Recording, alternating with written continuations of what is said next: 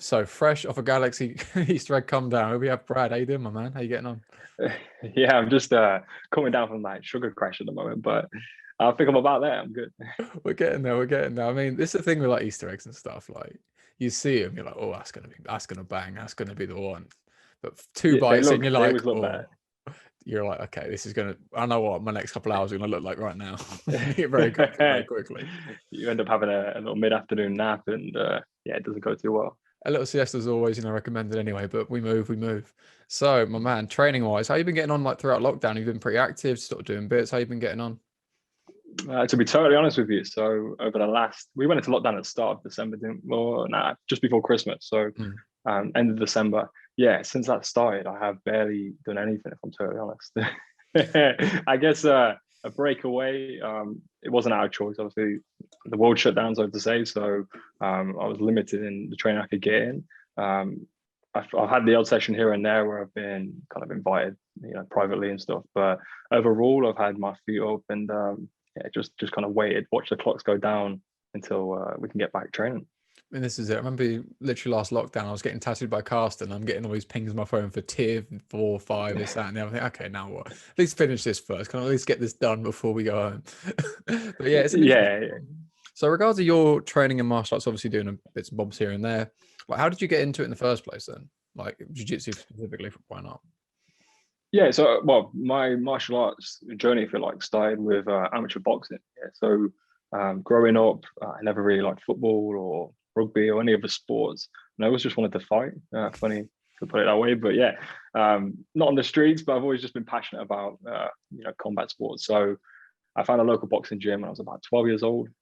Started training there. After about a year or so, I started having my first amateur competitive fights and built it up from there. Really, I went boxed for a few years, and then around 14 years old, I stumbled across MMA. I was kind of fond of it, seeing it on TV, but um, ended up finding an MMA gym where I could train at, and it blossomed from there. Really, I started yeah, trying to go to any gyms that would allow me. I feel back then it was a lot harder to find MMA gyms, whereas now they seem to be everywhere. So growing up, I was kind of resorted to the gyms that are around me that offered them kind of classes. So This that is was like, really where it started that's right. I from. thought you finished.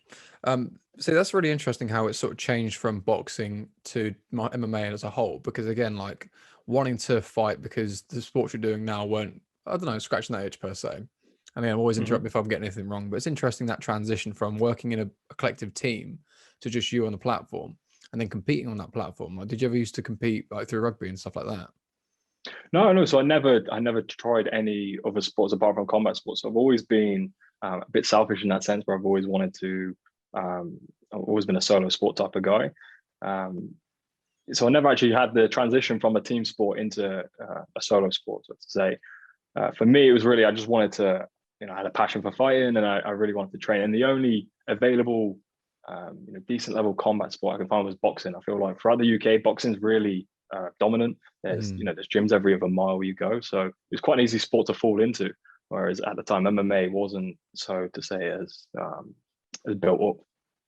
Oh, definitely. The foundation for boxing in the UK has always been something very respectable. But with these sort of stories as such, they're very much very flippant. Oh, I started training, I had X amount of fights. It's very nice. It's very short fairy tale. Like, is that straightforward? So, your experience of boxing from the word go to competing, has it been fairly like, came to it quite nice, like a duck in the water, you're fine? Or has it been a bit like, okay, this is going to be To an me, overnight job?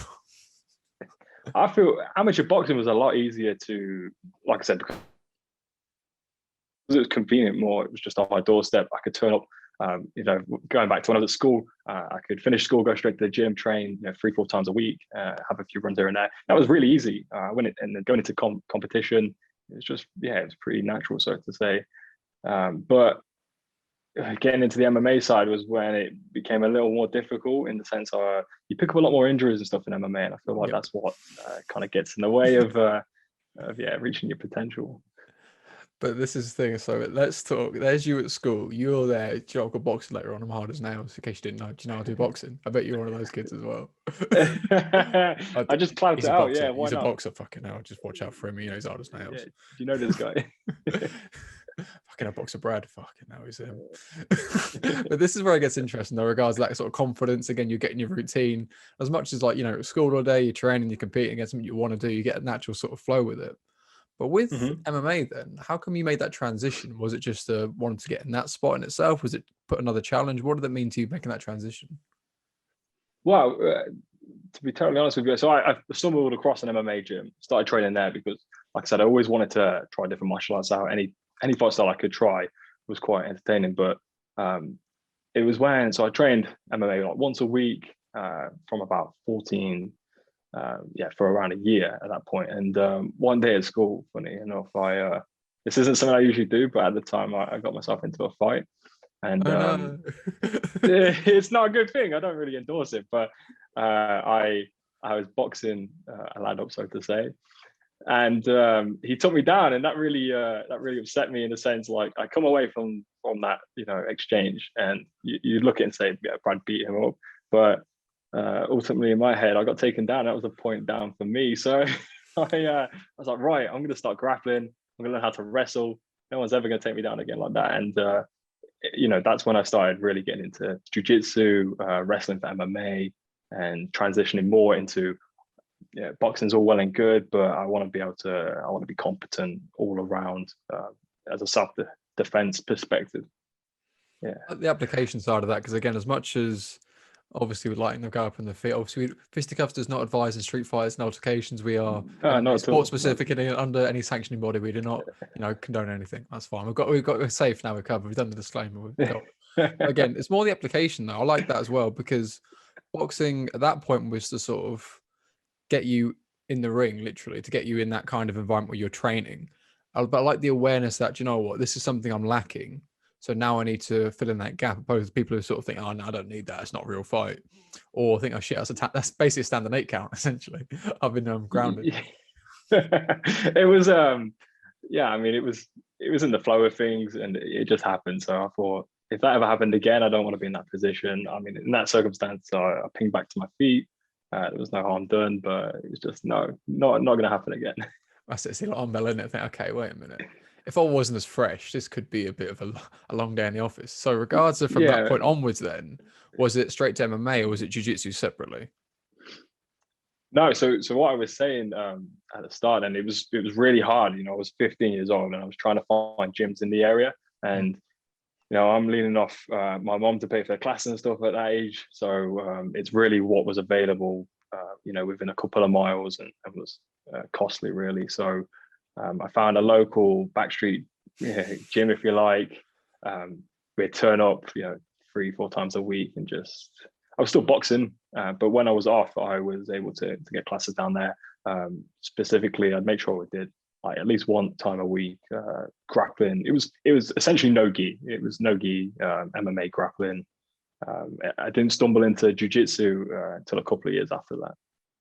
See, with that, I like the way you explain that, because there's two sides with it I really want to highlight. Is people now who are so fucking ungrateful. It's like, you don't realize how many gyms we've got and how good that is having those gyms. You hear people who started early, you fucking have to drive up to Birmingham to train with Rowley or down south to train with whoever, and that's basically what you got if you're lucky. So if the fact, Yeah, like, making that sort of sacrifice and getting in what you could, like, kudos for that, because a lot of people would say, oh no, it's too inconvenient. I mean, just even without yeah, the need to fight, just to do it full stop. And again, a lot of respect for that. But also the way you didn't categorize it until basically explained it as no gi to give context, but realistically, it's grappling. Call it what you want. yeah. We're grappling with the intention of landing strikes. Yeah, there was pulls from wrestling and from jiu-jitsu, so it had both elements there, really. But it's Yeah, interesting the at the way you time, go and go. I was saying at the time, at that age, for me, it was just grappling. Yeah, I didn't fully understand jiu-jitsu, and I didn't look into I didn't follow MMA that specifically to understand about Gracie, what they did in the UFC and stuff like that. So for me, it was just, right, we're hugging each other now, and then other days of the week I'm boxing. You're filling the gap somewhere in between. This is sort of the thing. Exactly. But this is what I like about this side of things again, because when it comes to the usual people who I'm speak to on this sort of thing, they're all they know and love is just MMA. They have other interests every now and then, but they're so focused on one fixated. thing. But again, to then for Yeah. someone like yourself who it's a passion, it's an interest, but again, it's not the only avenue you've got. I like that kind of attitude that this is someone who does it because you want to do it, full stop. It's not because this is something that is, I don't know, I'm doing this for my career in the UFC. No, I just like doing it. It's fun. Full stop. Yeah. Exactly. So with myself, when I was younger, I aspired to potentially make something of it, but I think as you get older, you realize it's really difficult. It's so competitive. Money isn't great. So I treat it as a sport, as a hobby. It gets that kind of, it gets the pump. You can release some endorphins, and yeah, I enjoy it. But this is a huge thing, and something I was speaking to my friend a minute ago. It's about being voluntarily involved in discomfort. Because there's one Hmm. thing like saying, let's go for a run, and you decide, I don't really want to go. You then go and you be reluctant, you won't appreciate what it's going to do for you. You saying to yourself, okay, it's raining. I said I'm going to do a 5K. Hmm. Okay, I'm going to do it. And then you get yourself out there, regardless of the times and stuff. The fact you face that proactively, voluntarily, Hmm. and you've done it, that mentally is just so important to build that. And the fact you're getting that from the martial arts as a whole, I mean, albeit a day a week, 7 days a week, every day you have a, you know what I mean? It's kind of irrelevant. The fact you're Yeah, getting what you need from it and being able to say, "Do you know what, I'll come back to it." I think that's such a healthy relationship to have with this sort of thing because people get so obsessive with it. It's almost so, yeah, exactly. Yeah, I think the big part of being successful in any sport is you've got to enjoy it, haven't you? You've got to have a reason to want to get out of bed and want to do it. If there's them guys that are extremely talented and they don't really enjoy it. They just do it because they kind of were pushed into it, so to say. mm. Yeah, it makes it a lot easier anyway when you actually want to train and So, want to do it. so outside of the martial arts side of things in your world, what has been the main sort of driving force and motivation from you, like since school and things like that? What's been, I don't know, on your radar as such?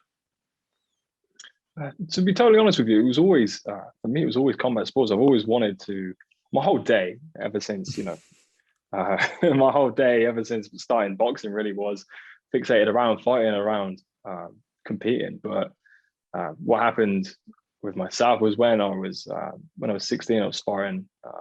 I suffered an injury, and that kind of where it went downhill for myself, and I kind of stopped losing that, or the realization of it ever happening fell out of reach. So yeah, if you want to put it like that. And now for me, it's just enjoy myself, go to work, normal 9 to 5 job, and yeah, just try and make what I can of life. But with your 9 to 5 job, what sort of field is that in? Because again, with MMA in this sort of world of such chaos, people need that kind of structured life outside of that to keep that as an option. Because if your whole world's completely chaotic and mental, try to maintain that, have fun with that. But like, what sort of interest do you have outside of the combat sports? Like even work Yeah, wise, what so sort of thing are you in? What sort of things are you working in? outside of work, I work within automotive engineering and manufacturing. So Mm. yeah, I'm a qualified engineer. I'm studying part time at university in a BSc in engineering. So it's trying to juggle a few plates really. I'm working full time. I'm studying a degree, and then I wanted to try and have a good run at an amateur career in MMA and boxing. Trying to juggle all these things can be difficult. So yeah, And when it comes to things like that, because I like the fact you're an engineering background, also learning these things as well, because again, how you learn is so important. Because if it's definitely X means methodical. Y ergo Z, or if it's a case of, push pull reactions, again, depends on how you understand things and how do you learn. Say you're about to see a technique in class, what is best for you to take that information in? For myself, I like to see it. I like to watch what we do, and then I like to uh, practice it straight away. But then I always notice I'll practice it, and then I'll want to go and watch it happen again. I feel like I have to see it, feel it, and then then properly evaluate it myself. Mm. Yeah, it's a strange process, but I figured it works really. That's how I learn. I don't know how you or what you'd call that, but that seems to be the process. It's kind of like a visual sort of learning. 'Cause again, you see what happens as a collective picture. You feel it out as to why certain things work and why certain things don't, and then you're seeing it again with that context. Definitely makes sense. Mhm. This is why it's interesting, especially coming from very not a logic-minded background to understand. Okay, the engines work, the propellers work because of X, Y, and Z. You see what I mean? It's very much this has a reason why it works. You understand the reason why it works. The fact it's doing what it does, it sort of makes sense because this is happening here. That's why I thought it was quite interesting hearing your background and also the way you're understanding these things.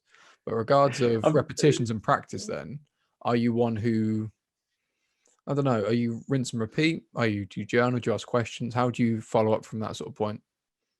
yeah. So just touching back on Mm, the comment about engineer, I've never actually thought about the correlation between well, having that methodical mindset of problem solving and stuff, and translating that into my martial arts side of things. I've never made the connection, but I guess yeah, it does make sense. I probably process things a bit differently in terms of everything's black and white in engineering. It's not it can be creative, but it's not necessarily a mm. creative type of work or whatever you like to call it. So yeah, I probably do like things to be black or white. Does this work? Does this not work? Can you do this? Can you not do this? And I probably don't go out the bounds of exploring myself too much. It's probably something to pick up on from that. But um, I don't necessarily rinse and repeat. I am very much find what works for me, One and and done. yeah, it's Complete it. easy that way, though, right? I get tired after a few reps, so I Bit like close to home, to. though. Let's be careful with that. We're getting a bit, a bit personal. That's fine. Yeah, they're drilling their arm bars a few times. You start getting sore elbows. So I like to just no, for myself, I like to feel the position, and after I feel like I've got the core technique down, I like to explore avenues or look at everything. For me is kind of set up around the realism of would this happen, how would it happen, and what are my options, going into it or coming out of it. It's probably the best way to wrap it up. Perfect. And again, when it comes to these sort of answers, I don't feel the need to keep them short and sweet and snappy. Just be you and feel free to waffle as well. But one thing with that, I don't think you realized how interesting what you said was there about your understanding of it, seeing it as black and white, but then saying you're not creative. This is the whole Pablo Picasso thing, that learn the rules as a beginner so you can break them like an artist. The fact you understand the mechanics is then being creative to then experiment and try things. If you don't understand the mechanics of why things work, you're just being just completely random for no reason with no real rhyme or reason. And that's kind of half the point. And that's why what you're learning and how you can apply it gets so much more relevant. And again, as much as you think it's not creative as such, well, it's because you understand the concepts. And that's sort of the point. It's like, having to tweak certain engines for different models, different requirements is sort of, it's not, going to blow you away because you understand why it works. Like, it's not a surprise it works. You know what I mean? Yeah, exactly. I should probably try and experiment more on myself. I say a lot of Hello. comments I get Each their own. in terms of the gym, right? But what I'm trying to reference to is when I've grappled and stuff, especially grappling in the past, a lot of people comment on more of the athleticism and the explosiveness you bring to it, and I feel like that's probably what gets me through some of the close exchanges. I just, you're going for a single leg. It's not technically sound, but you just kind of muscle it through, and that kind of works to a certain level. That's probably where it's got me so far. The thing with that, the connection's chopping up quite a bit. I don't mean to interrupt you if you started speaking, but with that concept and that premise of athleticism overdoing technique and stuff, I think that's such a salty thing for people to say. I used to be that guy as well. They're too athletic. So we're not really. They got from A to B. Yes, it wasn't Yeah, pretty, but you're on your ass. You can be sorry about it if you want. You're on your ass still. Your technique wasn't enough. It's like an engine. It's like the power behind the engine, as such. yeah, and people do get really if there's a guy in the gym and say he passes a guy but he's really cranked on something, you kind of like, damn, that wasn't Didn't technically count. sound, Didn't and it count. does leave a bad taste. But you've got to reflect on, it's easy with heavyweights looking at them, like looking at Francis Ngannou the other week. I was looking at that fight thinking it wasn't necessarily the most technically flashy fight, but he's just a powerhouse, right? He generates that power. And I think that really does carry people to a certain degree where they're able to almost rely off that as a core element. What's the layers behind it though, isn't it? Because again, like if we're sparring, I haven't got Francis Ngannou power, so you're not going to react the same way you would if Francis was walking you down. But because Ngannou's got that kind of premise about him, that sort of the weight behind it, you think shit. It Yeah, doesn't matter if he's walking down, hands by his waist, behind his back, looking over there, you think shit, he's going to fucking chin me any minute now. So you're panicking. You're off. Again, there's the whole thing of potential and understanding the application, which is so. I don't know. It's a really powerful premise. And again, there's so much with this I want to go into a bit more, but regards of your, I don't know, attitude towards training and how it feels to sort of spar and that sort of anxiety inducing sort of things, do you always sort of go in it just open minded, having fun? Is it something that's quite, I don't know, a bit of an obstacle for you to get stuck in with sparring? Yeah, so over the past, obviously over the past year, I have very little exposure to sparring, given the circumstances. So um, right now, if I tried sparring, I think my fitness would be the biggest anxiety in terms of being able to last a full round or anything further than that. Bit close to home But again, that's fine. but going back before when I was actively training, I like to develop and practice the technique and then carry it and try and drill it into my practice, my sparring. So yeah, say we're working a certain boxing combination, I like to try and see succession and repetition in that, and putting it into, like I said, into the realism and practicality of using it. I don't necessarily. Sometimes I do go in and just have a random spar, but I find that you develop and come along a lot quicker when you're trying to work things that you've used before or you've drilled previously. Definitely, because again, it's always the good reference point for anyone who gets overwhelmed with what they should do, what should be their first decision. It's like, well, what have you done in class? Can you replicate that in this specific situation? Can you throw a combination? Why not necessarily land, but you've got a starting point. So it's an interesting one. And with that, the way you've sort of explained that, when it came to you being on like the dating shows, the Celeb Go virtual dating, again, the cooking, was Lovebox, sorry, is it called? Lovebites, yeah. Lovebites, sorry, Lovebites is the one. But again, that kind of attitude, because again, you're going in a new scenario, albeit you've spoken to people before, you've got to be yourself, but also you don't know what's going Exactly, to be yeah. said. How do you approach that situation, being as like confident as at least you appear to come across, how you seem as you are? How did you find? I don't Yeah, know, getting stuck in with it. I definitely think that's a personality trait, really. So over lockdown, yeah, I did two little TV appearances. They were just, it's Bit not fun. something I really, It's not the it's not something CV. I actively pursue, but yeah, I was just contacted, reached out on Instagram saying, do you want to come and do these TV shows here and there? I'm like, yeah, why not? At the time we were stuck inside, so why not? I had nothing to do. But for me, going on to them types of shows, it is definitely a personality. I think just being outgoing and confident and acting yourself is why it works the best. Yeah, in that sense, anyway. And I Hmm. think to be on them kind of shows, you can't really take yourself too seriously. You kind of just got to go with the flow and have a laugh. So for me, it was a bit of fun while we were in lockdown and just making whatever I can of it. But where I feel is sort of applicable still is that you're going in a new environment with unpredictable factors of who's going to say what, how they're going to react to what I've said, and again, everyone's watching and all this kind of stuff. And the way you can Yeah, sort of there's pressure. organically manage that sort of thing, because again, it's not a case of wanting less pressure; it's being able to manage it better, and that's a big difference. Hmm. People think, "Oh, I don't want to feel fear anymore." So no, it's just you want the courage to deal with it. It's a very different thing. But this is why I thought it was so underappreciated, having gone through that show. And again, as much as it's something that comes across natural to yourself, the amount of Yeah, MMA fighters who like fight in the UFC, Bellator, you get them on that sort of show. You watch them just. on a camera, yeah, and you're probably right. I think it's a different stage, right? I really don't. It's different entirely. That's why it's interesting. Yeah, but it's a strange different. It's a different world, but I guess there are probably contrasting elements there. Yeah, for me, I don't know. It just felt really normal. It felt fine. I went on there just to have a laugh, make my friends laugh back home, and see what happened. Really. But this is it. That's half the thing of knowing the bigger picture, that, you know what, I know what I'm going in for. I know the attitude it's going to be. And again, this is the reason why this is going. I don't know, I find it's Hmm. applicable for everyone listening as well, is the understanding of what could happen, what you are going to do in the worst possible outcome.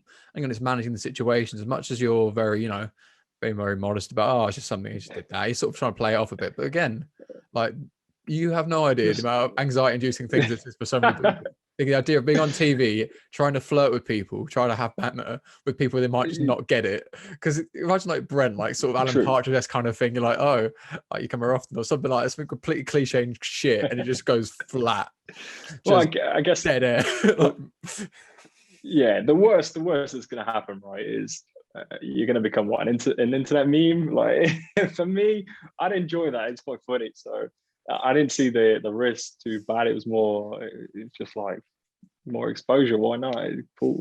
but again, that's sort of the point, though. It's these things, like the idea of being memed online for everyone to see.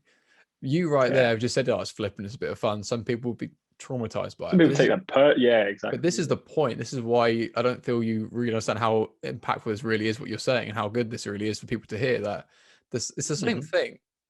But the fact you've got the confidence, understanding of what you have to do at that moment in time and the worst possible outcome of how it could affect you gives you that confidence.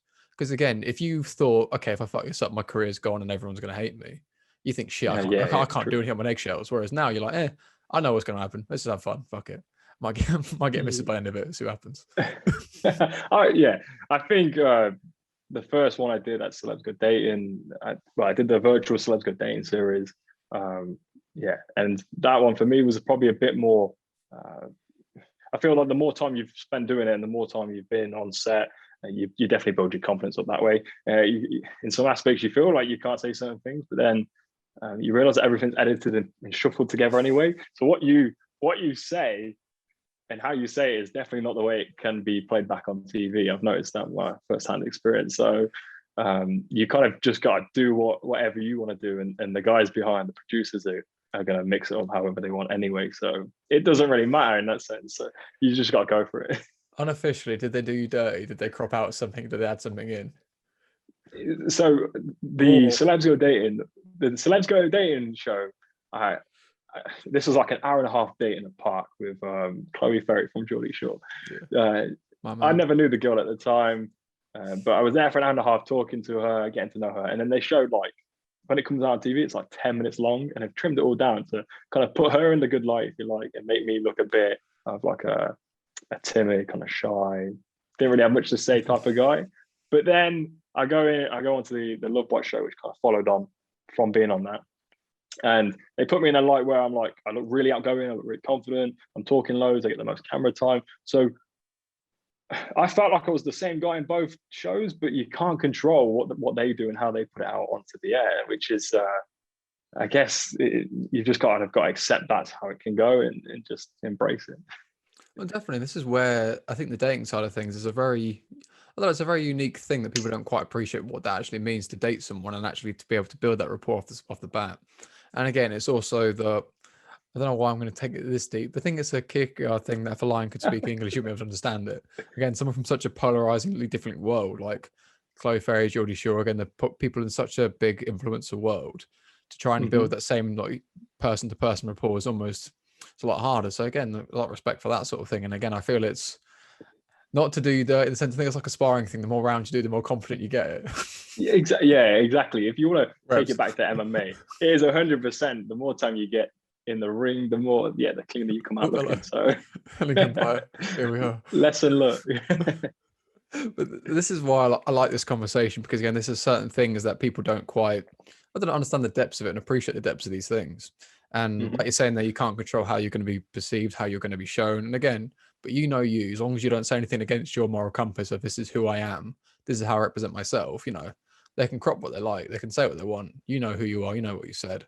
And again, having that kind of confidence and sincere confidence, it goes a long way. And I like that a lot. But again, even that, there's so much in that. There's a few questions before I let you enjoy your Easter Monday. These ones I ask everyone. I'm curious to hear your answers. Okay. So scenario is either a fight or one of these shows or whatever things. We'll say a fight, why not? You're about to walk out. You then walk up to you. What advice do you give yourself to perform in the best light? For me to perform in the best light, what will I say to myself? Yeah, what sort of keep yourself in the best mindset, like a prompt, something like, okay, you keep telling yourself this all the time. This is your time to really remind yourself this is where, I don't know, the priority needs to be. Yeah, so my go-to, if I'm totally honest, is music. I think I stem way more of music than I would of words from myself. So I'd probably play myself a track. Yeah, I feel like getting into a competitive headspace from like me personally, I'd play my favorite, gym workout playlist, fight night playlist, and that really does. It turns the nervous system on. It gets me prepped, gets me fired up, and that's probably the best thing I do for myself. Imagine like Love Actually kind of thing. You walk in with a big boom box over your head. That's what you say. It's just play. But I like that because again, it's your own mental prompt. It's something you need to make sure you're there. You're that person who's switched on. I like that. Yeah, I feel music's really good to just get yourself amped up, right? It gets yourself energized and alive. So There's a lot That's of probably why layers I to use it this. most. And I've got a Yeah. tattoo embodying why there's so many layers to it. Because again, it's the depth of connection. You hear a Uh-huh. song, you might like the noise of it. You might like the artist. You might like the place you heard it first. You might have a memory associated Mhm. with it. You might have a, like there, you have a workout that embodies something you want to portray. And that association builds that layer of connection and so on and so forth. So these Exactly. deeper songs have a lot more of a, I don't know, primal kind of connection opposed to just a song you like the noise of. And I say it so Mhm. flippantly like that because again, it's not just that. And that's why I like the way you answer that, because again, it's very much, it then switches on the things you want to switch on. It doesn't have to be the long-winded, like Braveheart-esque speech. It's just, okay, put on like Yeah, hip hop UK or, rap workout or whatever you Spotify. and that's the thing. Different songs do different things for different people. Everyone's got different tastes, and yeah, I feel like if you know what you like and you know what's going to stimulate in that sense, then it's a good tool. So it's 100%. probably an underrated tool. But this is what I mean with this whole conversation. Again, the thing of you being very polite, very modest, very sort of humble with these things, is hard to get across the weight of what you're saying and why it's so prominent. The next Mhm. question, this is a personal favorite. Post win, post celebration, what is in the delivery basket? What's the takeaway? Talk to me. What is the plan of action? I'm a big foodie. There we are, man. There we go. Yeah. So I've binged on so much takeaway like over the last few months. Um, if I won, if I competed and I've been When you dieting for a win. few weeks, and then I win, I'd probably hit up some type of like Domino's pizza, or there's a really big like burger restaurant. Well, they've only started doing burgers over lockdown, and they make these massive burgers which you can't even fit in your mouth. They're just, yeah, I'd probably hit one of them because they're incredible. Oh, mate. The smile, again, Yeah. the emotion. It's every chest as well what you want it. There's no hesitation. I love to see it. Yeah, yeah, I'm thinking when we come out of this and I start going back into the gym, start training again, I've got a big deficit to go on. So I'm really going to ride this Play roller catch coaster and up. feel the pain. Yeah, I'm probably sitting around like 80 kilograms today. And ideally, if I was to compete in MMA, I want to be back down at like 70, if not 66. So yeah, I've got a big, long diet to go on. We're in the same boat. Don't worry about that. And the last question is, day one beginner walks in the gym full of beans. What rule of thumb do you give them to start in the right space? Rule of thumb, I say just be consistent. I think consistency is the main thing. Just turning up, 3, 4 times a week. Uh, don't think of it in too much depth. I feel like some guys come in and they want to be really. I'm sure you've probably heard this a million times, but it's so true. You'll get guys that come in and they want to understand everything in 100% detail on the first session, and it really doesn't work like that, does it? So for me, it's consistency. Just turning up, 1% every day, and eventually you'll get there, and you'll be good. Perfect. And this the reason why that's in that itself has got as much weight as it does, because again, you've got worlds outside of training, worlds outside of all that's going on. The fact you can still be consistent, albeit managing around your work-life balance and everything else, is sort of the point. Mhm. If you had to train full time or nothing, you wouldn't bother because again, you've got other commitments and other priorities. But the fact you can make it work when you can, perfect and very applicable. Last thing for you, my friend, social media. Where can people find you? My social media, so I use Instagram mainly, and it's Brad_Dodd. So yeah, that's probably the biggest platform I use. I use a bit of Twitter, I use a bit of Facebook, but Instagram's where the clout is. So That's it. Love to see it. Love to see it. All right. Thank you for your time, my check it out. friend. Check out the podcast sponsors, English Hypnotist. Again, all your mental needs, albeit developmental or sort of building. And I had a conversation with Rich not too long ago, and it's really interesting the depth of sort of, I don't know, development you can really get in managing your sort of mental cues, self-sabotage, things like that. Really worth the conversation. Got good performance nutrition. Again, appropriately priced supplements, good quality, mixes well. And the guy supports a lot of local businesses. Again, good performance nutrition, damn good conditioning, top boy. We've got the Fisticuffs rash guards and Valentino shorts in, new shorts en route, and a surprise on the way. And other than that, stay healthy, stay grateful, and keep being you.